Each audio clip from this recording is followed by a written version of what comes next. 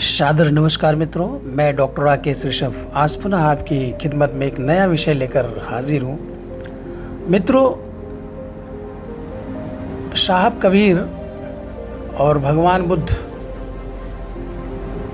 के उलटवासी के संबंध में आइए देखते हैं, विचार मिलते हैं या फिर भिन्नता लिए हुए हैं। क्योंकि कहा जाता है कि भगवान बुद्ध की वाणी के संवाहक साहब कबीर थे। भगवान बुद्ध आज से 2600 साल पहले इस धरती पर आए थे और साहब कबीर आज से 500 साल पहले इस धरती पर आए हुए थे। वैसे सिद्ध और नाथों के द्वारा प्रचारित बौद्ध धम्म जनमानस में मौजूद था। साहब कबीर के समय राहुल सांकृत्यायन जी भी कहते हैं कि इसका आरंभ सिद्ध सरहपा से माना जा सकता है। बौद्ध साहित्य की उद्भट विदुषी डॉक्टर विद्यावती मालविका का भी कथन है कि कबीर साहब की वाणियों में जो उलटवासियाँ मिलती हैं उनका मूल स्रोत बौद्ध साहित्य ही है। आइए देखते हैं कि उलटवासी का अर्थ क्या होता है। वैसे तो उलटवासी शब्द का संबंध उल्टा धन वास शब्दों से बना है। उलटवासी उलटवासी स्त्रीलिंग में ये शब्द बनता है।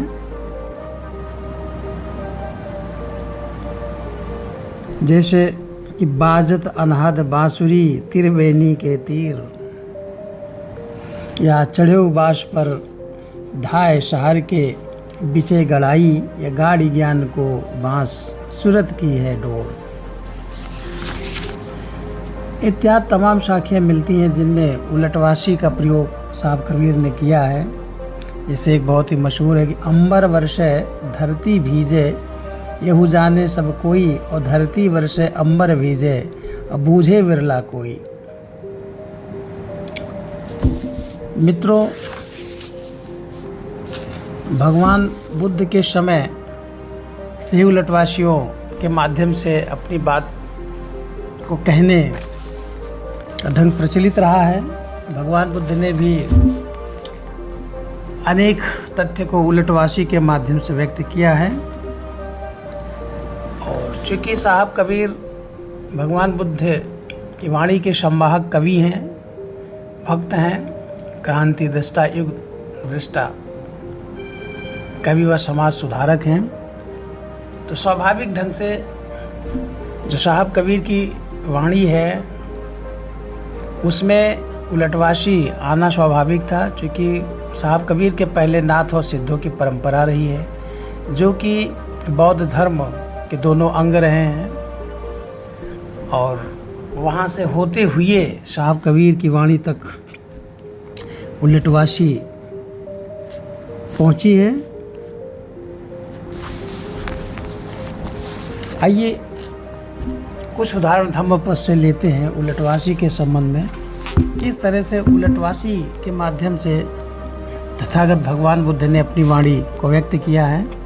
धम्मपद गाथा संख्या 97 से एक उदाहरण द्रष्टव्य है। असद्धो अक्तंजु च संधिच्छेदो चायो नरो हताओ कासो बंतासो सावय उत्तम पौरिशो।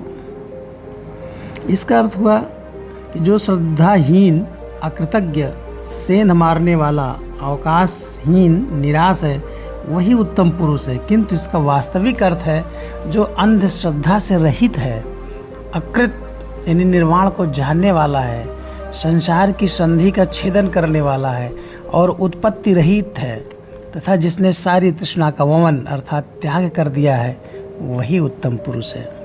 एक और उदाहरण लेते हैं कि बनंग छिंदत माँ रुखंग बंतो जायती भयंग और छेत्वा वनंच वनथन निबना होत भिक्खोय। धम्म पद 283 से उदाहरण मैंने लिया।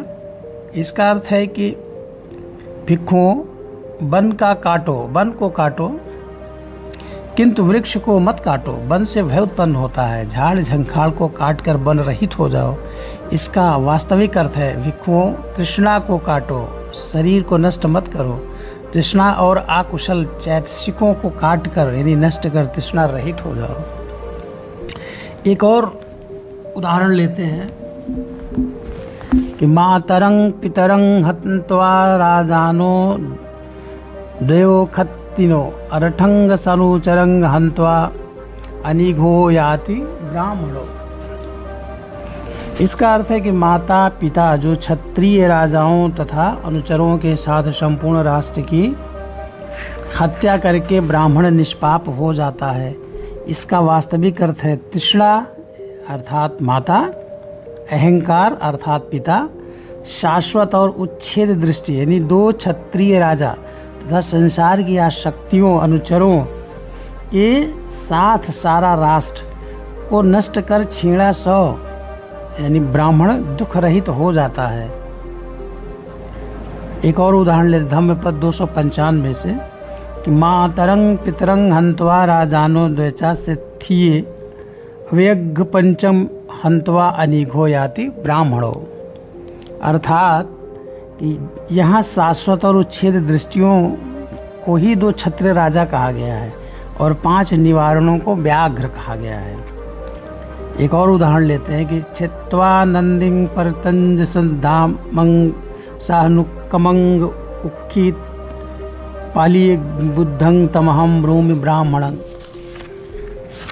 इसका अर्थ हुआ कि नद्धा रस्सी पगहे और जीवे को काट कर तथा जुए को फेंक कर जो बुद्ध हुआ उसे मैं ब्राह्मण कहता हूँ। किंतु वास्तविक अर्थ इसका ये हुआ कि क्रोध यानी नद्धा यानी क्रोध, तृष्णा यानी रस्सी, 6 प्रकार की दृष्टियों को यानी पगहे को और अनुशय यानी जांबे को काट कर यानी नष्ट कर तथा अविद्या अर्थात जुए को हटाकर जो बुद्ध हुआ उसे मैं ब्राह्मण कहता हूँ।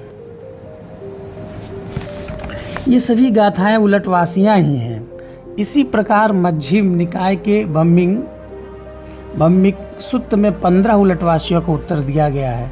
त्रिपिटक में ऐसे उपदेशों की संख्या बहुत नहीं है, किंतु हम उन्हीं का विकसित रूप सिद्धों एवं नाथों में पाते हैं जिन्हें संतों ने अपनाया। बुद्ध काल में इन उलटवासियों का प्रचार बहुत कम था। इनका प्रचार सिद्धों के समय ही बढ़ा। राहुल सांकृत्यायन जी ने इसका आरंभ सरहपा से ही माना है, किंतु वास्तविकता इतनी है कि बुद्धोपदिष्ट उलटवासियों का बाहुल्य सिद्धों के समय में हुआ और इन्हीं का प्रभाव नाथों तथा संतों पर पड़ा। यही कारण है कि सिद्धों की अनेक उलटवासियाँ उन्हीं छंदों एवं रूपों में कबीर साहब की वाणी में मिलती हैं। दोहा कोश गीत में सरहपा ने कहा है कि बंधा हुआ 10 दिशाओं में दौड़ता है और छूट जाने पर निश्चय से खड़ा रहता है। उदाहरणार्थ बद्धो धावई 10 दिशाहि मुक्को निच्चण ठाड़। कबीर साहब ने भी इसी प्रकार कहा कि आछई रहे ठौर नहीं छाड़े 10 दिस ही फिर आवे। और सिद्ध ढड़पा की भी उलटवासियाँ कबीर साहब की वाणी में अक्षरशः मिलती हैं, जैसे कि बदल बिया अल गा बिया बांझे और पिटा दुइये ए हित तिन सांझे। अर्थात कबीर साहब ने इसी को आगे कहा कि बैल बियाई गाय भरी बांझ और बछरा दुहे तीनों सांझ। ऐसे ही ढड़पा ने कहा कि नीति नीति पियाला विशेष सम जूझई और ढड़पाए पीड़ बिरले बूझे।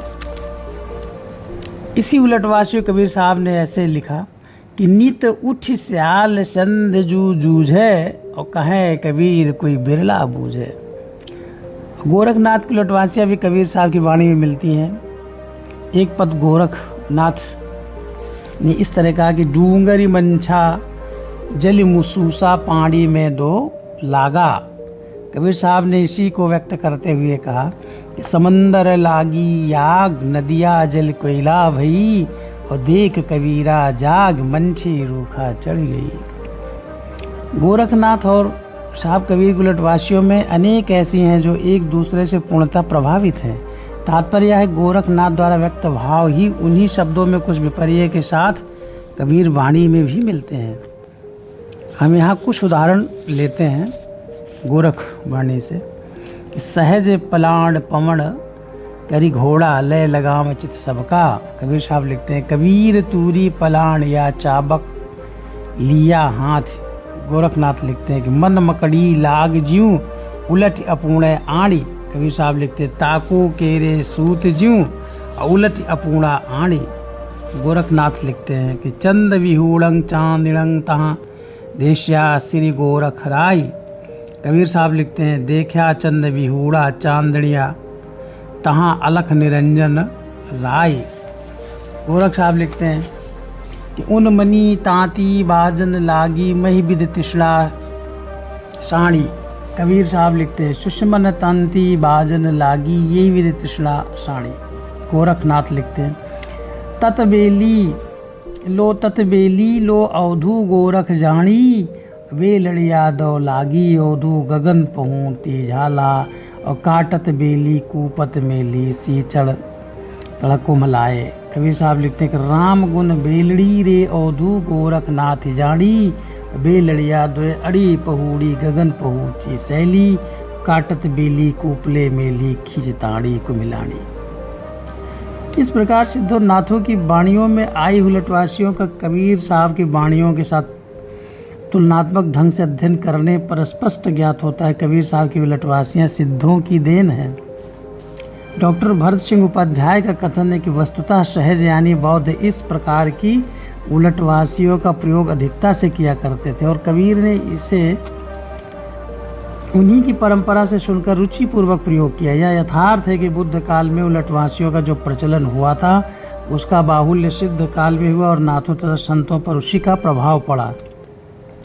किंतु कबीर साहब की भाषा सिद्धों की भाषा से कुछ दूर होती हुई भी उलटवासियों में समता दिखती है। और जैसा कि ऊपर कहा गया कहे गए उदाहरणों से प्रकट है कि अनेक सिद्धों की उलटवासियाँ अपने मूल रूप में ही कबीर वाणी में विद्यमान हैं।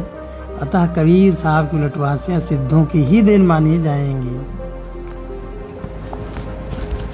वैसे अब सिद्ध हो चुका है कि संतों ने उलटवासियों की शैली सिद्धों और नाथों से ही ली है। आइए कुछ और उदाहरण साहब कबीर की वाणी से देखते हैं कि गुरु ने पठाया बच्चा न्यामत लाना और पहली न्यामत आटा लाना गांव नगर के पास न जाना। हाट बाजार छोड़ के बच्चा झोरी भर के लाना और दूसरी न्यामत जल भर लाना कुआं बाउली के पास न जाना। गंगा जमुना छोड़ के बच्चा कमंडल भर के लाना। तीसरी न्यामत कलिया लाना जीव जंतु के पास न जाना। जिंदा मुर्दा छाड़ के बच्चा हंडी भर के लाना। चौथी न्यामत लकड़ी लाना बाग बगीचे के पास न जाना। और सूखी ओदी छाड़ के बच्चा गट्ठा बांध के लाना। कहाँ कबीर सुनो भाई साधो या पद है निर्वाणी जो या पद को गाय विचारे सोई महामुनि ज्ञानी। ऐसे नेमत अरबी भाषा का स्त्रीलिंग शब्द है। इस पद में नेमत शब्द का भ्रंश रूप में न्यामत हो के रूप में प्रयोग हुआ है। न्यामत का अर्थ है उत्तम भोजन। गुरु ने शिष्य से कहा कि बेटा उत्तम भोजन ले आओ। यहाँ उत्तम भोजन है आध्यात्मिक खुराक। गुरु कहते हैं कि हे शिष्य सब समय उस वस्तु का संग्रह करो जिससे तुम्हें स्वयं की संतुष्टि मिले।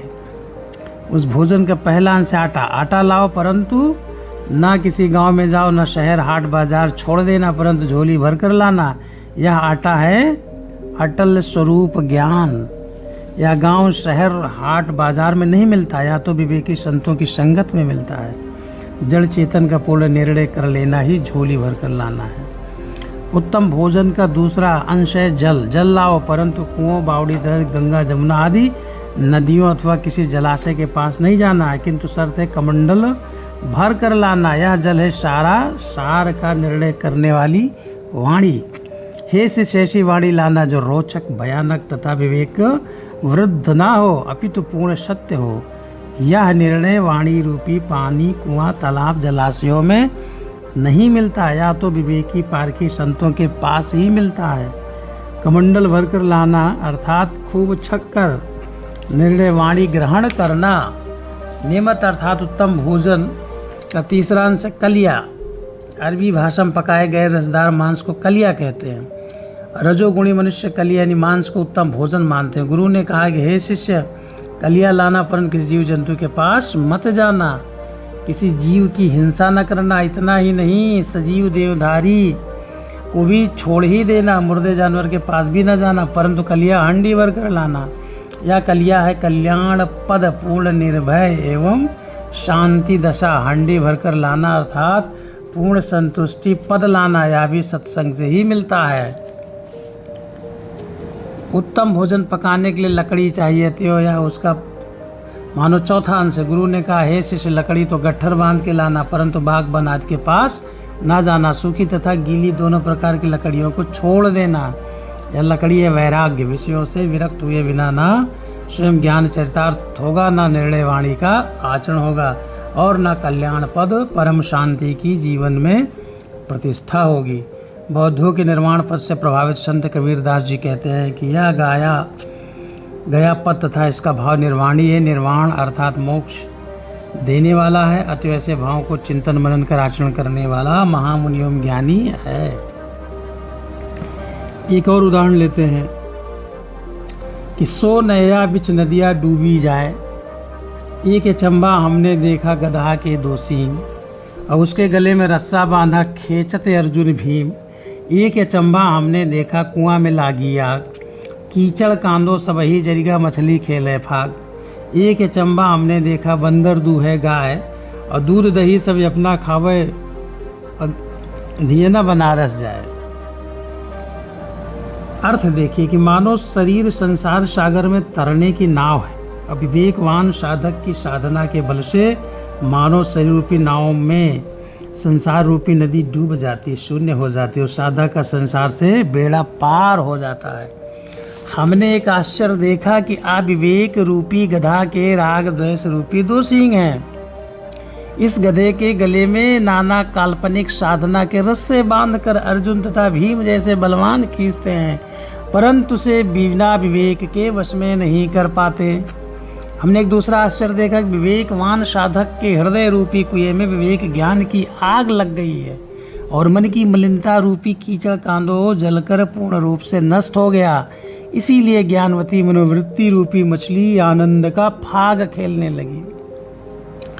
हमने एक तीसरा आश्चर्य देखा कि शुद्ध मन रूपी बंदर शुद्ध बुद्धि रूपी गाय का दोहन कर रहा है। उसका दूध दही जीव मुक्ति का आनंद है, जिसका उपयोग जीवन पर्यंत शुद्ध मन स्वयं करता है, और उसका गुणातीत दशा रूपी मक्खन विदेह मुक्ति में पहुंचता है।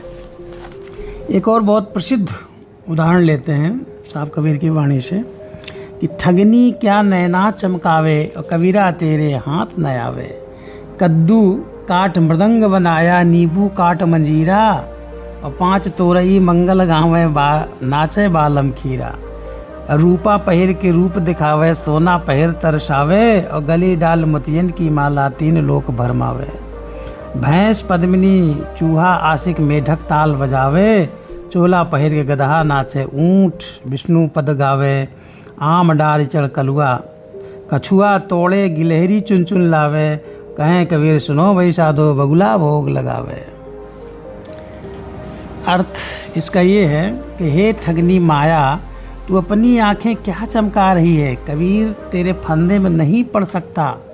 माया मन की विद्या है, और इसी के जाल में पड़े सब जीव भटक रहे हैं, किंतु विवेकी इसके बंधन में नहीं पड़ते। भले मनुष्य ने बुद्धि रूपी लौकी को काट कर मृदंग बना लिया, मन रूपी नींबू काट कर मंजीरा बना लिया, तथा इसके विषय रंग के बाजे बजने लगे, अर्थात मन और बुद्धि विषय वासना में डूब गए। इधर 5 ज्ञानेंद्रियां रूपी तोरई विषय गीत मंगल गान गाती हैं, और अविद्या ग्रसित भोला जीव रूपी खीरा यानी बालम खीरा इसी विषय तरंग में पड़कर अनादिकाल से नाच रहा है। चांदी और सोने जैसी चमक दमक पूर्ण श्रृंगार सजाकर माया अपना रूप दिखाती है, और अविद्या ग्रसित जीवों को उसमें फंसाकर उन्हें बेचैन करती है।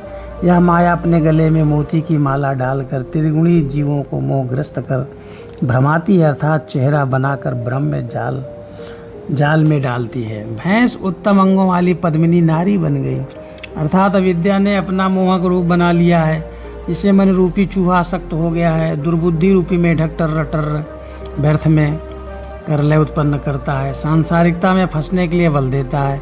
गधा जैसे विवेकहीन मानव का चोला पहनकर संसारी नृत्य में नाचते हैं, अर्थात शरीर मानव का है परंतु आचरण पशु से बदतर है। ऊंट जैसे अहंकारी लोग परम पद के उपदेश देते फिरते हैं। परम पद की प्राप्ति पूर्ण निर्वाण की दशा में होती है। आश्चर्य है कि नाना अहंकार से ग्रसित लोग परम पद यानी निर्वाण के गीत गाते फिरते हैं। कछुआ जैसे तामसी बुद्धि वाले लोग मनुष्य रूपी शरीर है रूपी उत्तम आम वृक्ष पर चढ़कर अर्थ धर्म काम और मोक्ष रूपी फलों को तोड़ने का ढोंग करते हैं। वैसे ही गिलहरी जैसे कुतर्क बुद्धि वाले लोग शास्त्रों से चुन कर ज्ञान संग्रह करने का अहंकार करते हैं। संत कबीर साहब कहते हैं कि भाई संतो सुनो, बगुला जैसे कपटी लोग मोक्ष दशा में जीने का प्रदर्शन करते हैं, वे समाज को दिखाने का प्रयत्न करते हैं, हम पहुँचे हुए संत हैं। एक और उदाहरण लेते हैं कि एक अचंभा देखा रे भाई, ठाढ़ा सिंह चरावे गाई, पहले पूत पाछे भाई माई चेला के गुरु लागे पाई, और जल की मछली तरवर ब्याही, पकड़ बिलाई मुर्गा खाई, और बैले ही डारी गुन घर आई, और कूता कह ले गई बिलाई, तली करी शाखा ऊपर करी मूल तरी करी शाखा ऊपर करी मूल, और बहुत भांत जड़ लागे फूल, कहाँ कबीर या पद को बूझे, ताको तीनों त्रिभुवन सूझे। वाह! आइए अर्थ इसका देखते हैं कि हे भाई, मैंने एक आश्चर्य देखा है कि सिंह खड़ा होकर गाय चरा रहा है। सिंह मन है यहाँ, यह अपनी अशुद्ध दशा में इंद्रियों को विषय में पतित करता रहता था, परंतु शुद्ध हो जाने पर वह इंद्रियों को शुद्धाचरण में चलाकर कल्याण का संपादन कर रहा है। दूसरा और तीसरा आश्चर्य और देखा कि पहले पुत्र पैदा हुआ और पीछे माता पैदा हुई। इतना ही नहीं, गुरु चेला के पैरों में पड़कर उसका अभिवादन कर रहा है। पुत्र मनुष्य या पहले पैदा होता, उसके बाद वह धीरे धीरे संसार को जानता जाता, उसके मन में माया रूपी माता पैदा होती जाती है। वह जितना मान्यताओं का जाल बनाता जाता है, उतना माया में फंसता जाता है। चेला विनम्रता है, गुरु अहंकार है। जब व्यक्ति अपना कल्याण चाहता है तब अपने अहंकार को विनम्रता के सामने समर्पित कर देता है। चौथा और पांचवा आश्चर्य देखा कि जल में रहने वाली मछली वृक्षों पर चढ़कर अंडे देने लगी, और मुर्गे ने बिल्ली को पकड़कर खा लिया। जल विषय वासना है, उसमें रहने वाली मनोवृत्ति गुरु ज्ञान पा जाने पर उच्चतम रहने की दशा में ठहर कर सद्गुणों का प्रजनन करने लगी।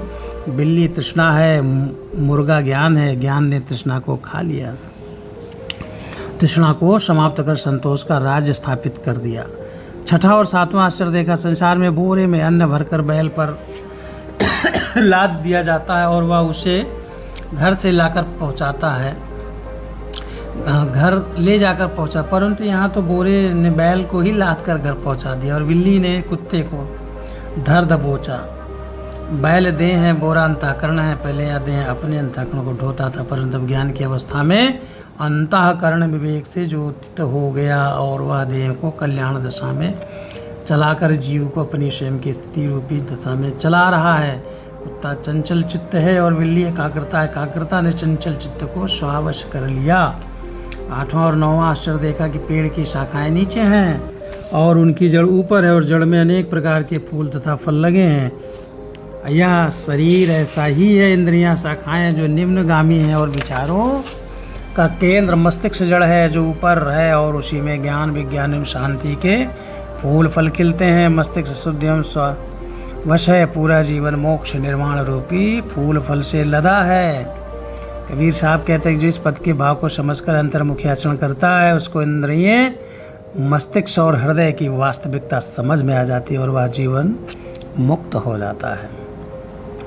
एक और उदाहरण लेते हैं कि संतो अचरज एक भव भारी और पुत्र धैल महतारी, पिता के संगे भई बावरी कन्या राहत कुमारी और खसमई छाण ससुर संग गौनी सो किन लेहु बिचारी और भाई के संग सासुर गौनी सासुई सावत दीना अननद भौज सरपंच रचो है मोर नाम कही लीना समधि के संग नाही आई सहज भई घरवारी कहे कबीर सुनो हो संतो पुरुष जन्म भवनारी। इसका अर्थ आइए देखते हैं कि हे संतो, एक बड़ा भारी आश्चर्य हुआ कि पुत्र ने माता को पकड़ लिया। वासना और मोह माया है जिससे जीव धारण करता है, इसीलिए माया माता हुई और पुत्र जीव। परंतु आश्चर्य कि जीव देह धारण कर पुनः माया में लीन होता है, उसे जन्मादि का कारण नहीं समझता, इसीलिए उससे अपने आप को अलग नहीं करता। दूसरा आश्चर्य हुआ कि एक कुंवारी कन्या अपने पिता के साथ पागल बन गई। जीव ही अपने स्वरूप को भूलकर मोह पैदा करता है और मोह ही माया है, अतएव माया जीव की कन्या हुई। वह कुंवारी इसलिए है कि इसको कोई अपनी नहीं बना पाता। खेद है कि वह अपने पिता जीव के साथ पगली बन गई। जीव अपनी माया में डूब गया। तीसरा आश्चर्य हुआ कि एक स्त्री अपने पति को छोड़कर ससुर के साथ चली गई। इस पर भी क्यों नहीं विचार कर लेते? इसका विचार यह है कि जीव ही माया का पति है, वही उस पर शासन कर सकता। माया है मनोवृत्ति, वह अपने चेतन पति मन में ना रमकर अहंकार रूपी ससुर के साथ बह जाती है। मनोवृत्ति स्वयं में ना रमकर सांसारिक अहंकार में रम जाती है। और चौथा आश्चर्य हुआ कि एक स्त्री अपने भाई के साथ ससुराल गई। उसकी सास सौत बनकर उसे दुख देने लगी। माया का भाई अज्ञान है, ससुर संसार एवं सांसारिकता है। मनोवृत्ति अज्ञान के साथ सांसारिकता में डूबी रहती है। या माया का भाई के संग सासुर गौनी का तात्पर्य है। परंतु ऐसी अवस्था में सासू सौत बनकर दुख देती है। सासू संशय को पीड़ित करेगी, संशय उसके सौत बनकर उसे दुखाता रहेगा। पांचवा आश्चर्य है कि ननद और भौज आपस में लड़ने लगी और परस्पर कहने लगी तुमने मेरा नाम लेकर क्यों बुरा कहा। नानद भौज का झगड़ा प्रसिद्ध है, इसलिए नानद भौज का अर्थ है राग और द्वेष। सारे झगड़े तू मैं यो मैं हंसा अहंता ममता से होते हैं। इसी में प्रपंच भाव चक्र एवं बंधन मजबूत होते हैं। छठा आश्चर्य हुआ कि एक नारी समधी के साथ नया कर सहज ही घरवाली हो गई। समधी का अर्थ है समता बुद्धि, निष्पक्ष बुद्धि, निश्चल बुद्धि। यह मनुष्य की मनोवृत्ति रूपी नारी समता निश्चल बुद्धि पूर्वक नहीं रहती, किंतु सहज गंवारू विषयों में लगी हुई घर गृहस्थी वाली बनकर रहती है। यह अंतरंग न रहकर बहिरंग रहती है। कबीर साहब कहते हैं कि सातवां आश्चर्य कि ऐसी छलकारणी माया नारी को जन्म देने वाला अकेलम्बन है। या मन ही माया को जन्म देता है। जीव ही भूलवश माया बनता और स्वयं फंसकर दुख पाता है। उसे जब सद्गुरु रूपी सत्संग के द्वारा स्वयं बोध होता है, तब माया को मिटाकर मुक्त हो जाता है। एक उदाहरण और लेते हैं कि है कोई गुरु ज्ञानी जगत उलट वेद बूझे, पानी में पावक बरे अंधई आँखें सूझे। गाई तो नाहर खायो हारिन खायो चीता, और काग लंगर फांद के बटेर बाज जीता। मूस तो मंजारी खायो श्यार खायो सोना, आदि को उपदेश जाने तातु बेस बाना। एकई दादुर खायो पांचई भुवंगा, कहें कबीर पुकार के है को दो एक संगा। एक और उदाहरण लेते कि तो ही रोकन वाला कौन, मगन से जाओ चली। और चूटी चाली ससुरे नौ मन काजल लाए, और हाथी वाकी गोद में ऊंच लिया लटकाए। और अंडा था तब बोलता बच्चा बोलत नाय, और खड़ दर्शन संशय पड़ी जीवों को गमनाए। और पहले दही जमाइए पीछे दुहिए गाय, बछड़ा वाके पेट में माखन हाट बिकाए। पहले तो मैं जन्मिया पीछे बड़ा भाई, और धूमधाम से बाबा जन्मे पीछे मोरी माई। कहाँ कबीर सुनो वही साधो या पद को वरथाओ, और यही पद को जो बूझ चलते वही मोक्ष पद पाओ। बहुत ही सुंदर। सदगुरु कबीर साहब कल्याणार्थी की मनोवृत्ति को उत्साहित करते कहते हैं कि तुम्हें कौन रोकने वाला है। तुम प्रसन्नता पूर्वक अपनी स्थिति में चले जाओ। परिवार, संस्था, समाज, पार्टी, देश या कोई भी संगठन आदि वह अपने में निर्दोष है, तो उसे कोई बाहरी शक्ति नहीं तोड़ सकती। वस्तुतः आंतरिक कलह और भीतर घात से ही किसी संस्था का विनाश होता है। इस प्रकार साधक के कल्याण में उसके सामने अज्ञान तथा शक्ति के अलावा अन्य कोई बाधा नहीं बन सकता। बाहरी बाधाएं क्षणिक हैं और ये साधक के दृढ़ निश्चय देखते देखते टूट जाती। इस परम सत्य के आधार पर कबीर दास जी साधक की मनोवृत्ति को साहस देते हैं कि तुम क्यों हिचकिचा रही हो, तुम्हें कोई रोक नहीं सकता। तुम स्वयं शिथिल ना हो जाओ तो तुम्हारे मार्ग में कोई बैरियर नहीं बन सकता। अतएव तुम उत्साहपूर्वक अपनी वास्तविक स्थिति में चली जाओ। चीटी नौमन काजल लगाकर ससुराल चली। उसने अपनी गोद में हाथी को बैठा लिया और हाथ में ऊंट को लटका लिया। चीटी मनुष्य की चित्तवृत्ति है। राग से भरा संसार उसका नैहर यानी मायका है, जहाँ वह जन्मी है। निर्वाण स्थिति उसकी ससुराल है। कुछ मनुष्यों की चित्तवृत्ति से राग से रंजित, द्वेष से दूषित, मोह से मोहित होती है और वो निर्वाण धाम में पहुंचकर इनसे छुटकारा पाना चाहते हैं। अपने पूर्व अज्ञान तथा शक्तिवश अपनी आँखों में नौमन काजल लगाकर पहुंचना चाहती है। काजल है काली करता दुर्गुण, दोष एवं पांचों की लंपटता। नौमन का लाक्षणिक अर्थ है दुर्गुणों की अधिकता। कितने साधक की चित्तवृत्ति मुक्ति धाम निर्वाण को प्राप्त करना चाहती है, परंतु नौमन काजल लगाकर अर्थात संसार की सारी लंपटता एवं मलिनता लिए हुए इतनी ही काम वासना को मन में चिपकाए हुए और अहंकार की फांसी गले में डाले हुए, तो कैसे संभव है। जब अंडा था तब बोलता था और अब अंडा फूटकर बाहर निकल आया तब बोलना बंद कर दिया। अंडा मोह माया से फिरी ढर की जीव स्थिति। जब तक मनुष्य मोह माया के आवरण में होता है तब तक वह खूब बकवास करता है, अहंकार पूर्वक विवाद करता है, और जब मोह माया के आवरण से अपने आप को सर्वथा बाहर कर देता है तब बकवास करना बंद कर देता है। अर्थात पूर्ण शांति का लक्षण है मौन, वाक्य संयम, काय संयम और चित्त संयम। उपर्युक्त स्थिति का पता तो संसारी जीवों को है ही नहीं। योगी, जंगम, सेवड़ा, सन्यासी, दरवेश और ब्राह्मण ये खड़ दर्शन के लोग भी दुविधा में पड़े भटकते हैं। परम शांति तो तब मिलती है जब मोह माया के आवरण को तोड़ दिया जाए, परंतु यह न करके ये खड़दर्शनी लोग उसे बाहर खोजते हैं। पहले दही जमा लो, पीछे गाय दुहो। बछड़ा गाय के पेट में है, परंतु गाय का मक्खन बाजार में बिकने लगा। दही है सद्बुद्धि, गाय है अभ्यांतरिक विद्या, बछड़ा है विचार और मक्खन है दिव्य रहने की सुगंध। साधक को चाहिए कि वह आभ्यंतरिक विद्या की प्राप्ति के लिए वो तो उतावलापन ना करे, अभी तो पहले धर्माचरण का पूर्ण पालन करे, उसके बाद वह आभ्यंतरिक विद्या का दोहन करे। सद्बुद्धि पूर्वक विशुद्ध चित्त में ही आभ्यंतरिक विद्या का प्रकाश होता है। जब आभ्यंतरिक विद्या विचार गर्भित हो जाएगी तब दिव्य रहने की सुगंध सर्वत्र फैल जाएगी। फूल भंवरों को निमंत्रण देने नहीं आते, अभी तो फूल सुगंध से भर जाते हैं।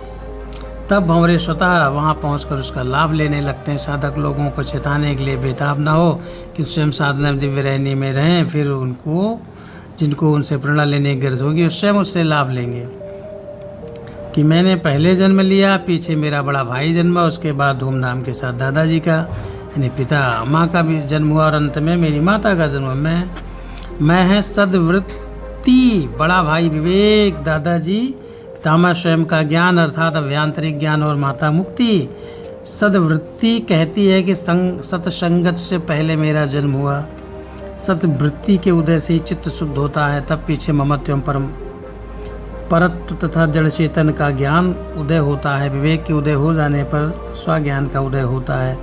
स्वज्ञान के उदित होने पर उसका अंतिम फल यानी मुक्ति या निर्वाण प्राप्त होता है।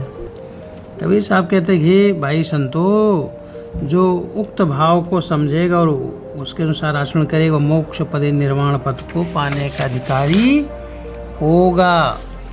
आइए एक दो और उदाहरण लेते हैं कि नदिया जल कोयला वही समुंदर लागी आग, मच्छी बिरखा चढ़ गई उठ कबीरा जाग।